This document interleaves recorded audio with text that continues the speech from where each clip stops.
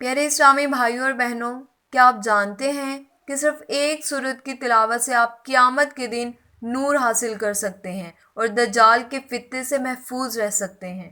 آج ہم آپ کو بتائیں گے کہ سورت کہف کو کب اور کیوں پڑھنا ضروری ہے تاکہ آپ کی دنیا اور آخرت سنور جائے۔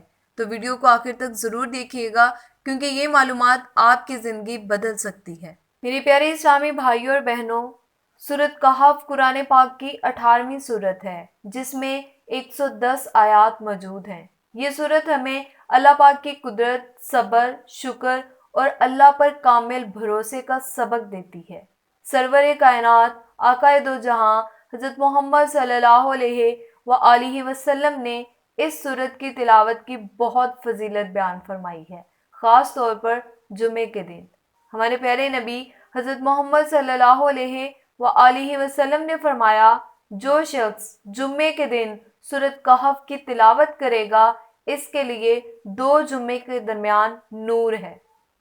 پیارے اسلامی بھائیوں اور بہنوں، اب بات کرتے ہیں کہ سورت کہف کو کب اور کس ٹائم پڑھنا چاہیے۔ سورت کہف کو جمعرات کی شام مغرب کے بعد سے لے کر جمعے کے دن مغرب سے پہلے کسی بھی وقت آپ پڑھ سکتے ہیں۔ یہ وقت خاص برکتوں اور روحانی فوائد کا ذریعہ ہے۔ سورت کہف کی تلاوت انسان کے لیے قیامت کے دن نور کا ذریعہ بنے گی۔ پیارے اسلامی بھائیوں اور بہنوں، جو شخص سورت کہف کی ابتدائی 10 آیات حفظ کرے گا وہ دجال کے فتنے سے محفوظ رہے گا۔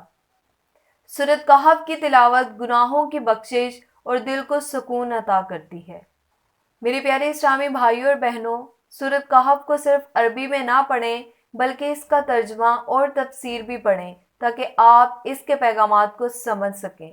اگر آپ مکمل سورت نہیں پڑھ سکتے تو کم از کم اس کی ابتدائی 10 آیات یا آخری 10 آیات ضرور پڑھیں۔ آپ اسے یاد بھی کر سکتے ہیں تاکہ روزانہ اپنی نماز کے بعد تلاوت کریں۔